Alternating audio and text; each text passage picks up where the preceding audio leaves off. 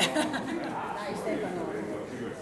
Parlo sempre ormai. Dai, va bene, tirati. Parlo tutti i giorni. Non posso più di Anch'io parlo parlare. tutti i giorni. Mi tolgo la maschera. 5 minuti. Candidato sindaco di Torino. 5 secondi, grazie. Io sono venuto perché ho una grandissima stima in Arturo e speriamo bene, ragazzi.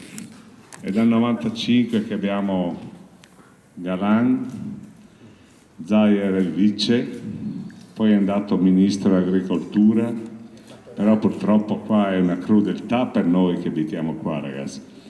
È veramente una crudeltà avere sta roba che ci comanda. Il Veneto medio si vede che va ben così. A Padova siete riusciti a fare un miracolo, quel piccolo miracolo che noi stiamo tentando di fare adesso a Porto.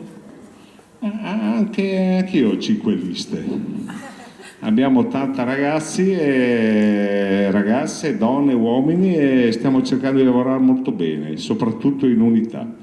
La cosa che raccomando è l'unità, ok?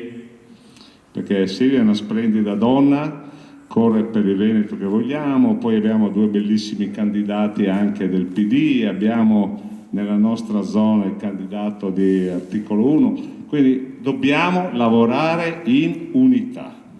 Se ricreiamo le stesse spaccature che si sono create nel passato, non andiamo da nessuna parte.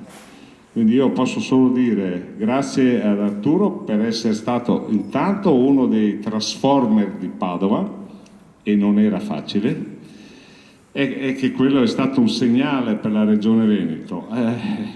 Cerchiamo di cambiare anche questa regione, perché veramente, io prima ti ho anticipato, ci prendono molto in giro su tante cose, anche sul Veneto orientale, l'intervento l'ha fatto Stefano prima.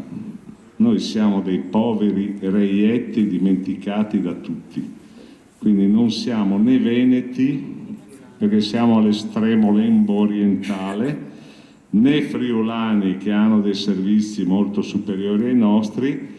La mia coalizione che è già partita da tempo, che però si schiererà, è per cercare di ricreare in questo Veneto orientale una dignità. Basta.